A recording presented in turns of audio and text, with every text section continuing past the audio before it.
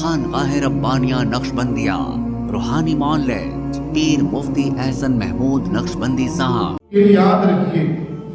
اب جو توبہ ہے جو خاص معافی ہے، خاص معافی، اس توبہ کی علماء نے 3 شرائط بیان کی ہیں۔ اس توبہ کی 3 شرائط بیان کی ہیں۔ توبہ اللہ کے حضور اس کی قابل قبول ہوگی، اس کی توبہ کو قبول کیا جائے گا جس کے اندر 3 شرطیں ہوں گی۔ اگر ہماری توبہ بغیر شرطوں کے ہوئی تو وہ عام استغفار کی طرح شمار کی جائے گی، جیسے ہم عام استغفار کرتے ہیں۔ پہلی شرط توبہ کی یہ ہے کہ آدمی جس گناہ کے اندر مبتلا ہے، مطلب شراب کا عادی ہے، جھوٹ کا عادی ہے، غیبت کا عادی ہے، بد نظری کا عادی ہے، اور مختلف کوئی بھی گناہ لے لے اس گناہ کا عادی ہے، توبہ کی پہلی شرط یہ ہے کہ اس گناہ کو فوراً چھوڑ دے۔ جس گناہ کے اندر مبتلا ہے فوراً گناہ چھوڑنا پڑے گا، تب یہ توبۃ نصوحہ کی پہلی شرط قبول ہوگی۔ دوسری شرط یہ ہے کہ جس گناہ کے اندر مبتلا تھا، جس کو فوراً چھوڑ دیا، اس گناہ کے حوالے سے یہ عزم کرنا، دل کا نیت کرنا کہ اب موت تک اس گناہ کو نہیں کروں گا۔ یہ نہیں کہ وقتی طور پر چھوڑ دیا، ایک دفعہ چھوڑ دیا، کل دوبارہ شروع کر دیا، 2 دن کے بعد پھر شروع کر دیا،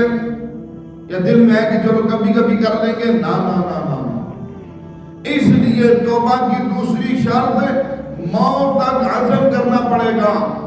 کہ موت تک اس گناہ کو دوبارہ نہیں کرنا، موت تک کے لیے نیت کرنی پڑے گی۔ اور توبہ کی تیسری شرط کہ جو گناہ کر چکا ہے،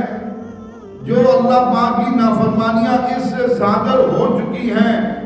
جو رحمت کائنات صلی اللہ تبارک و تعالیٰ علیہ وسلم کی طریقوں کی خلاف ورزی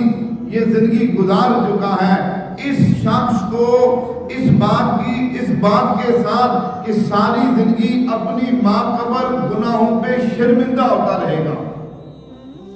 ماقبل گناہوں پہ شرمندگی کا اظہار کرتا رہے گا، ندامت کرتا رہے گا، اے اللہ میں کتنا گندا تھا، مجھ سے کتنی بد نظری ہوتی تھی، اے اللہ میں کتنا گناہگار تھا، میں تیرے حکم کی کتنی خلاف ورزی کرتا تھا، تو نے شراب کو حرام قرار دیا، میں پھر بھی شراب پیتا تھا، آپ نے سود کو حرام قرار دیا، میں پھر بھی سود کا لین دین کرتا تھا، آپ نے جھوٹ کو حرام قرار دیا تھا، میں پھر بھی جھوٹ بولتا تھا، آپ نے قرآن میں غیبت کو حرام قرار دیا، میں پھر بھی غیبت کرتا تھا، پھر بھی وہی ظلم و ستم جس سے منع کیا تھا، اے اللہ میں وہ سارے کام کرتا رہا، موت تک اپنی ساری زندگی کے گناہوں کی ندامت اور شرمندگی کا اظہار کرتے رہنا پڑے گا اس کو۔ جب یہ 3 باتیں، 3 شرطیں جس شخص کے اندر ہوں گی،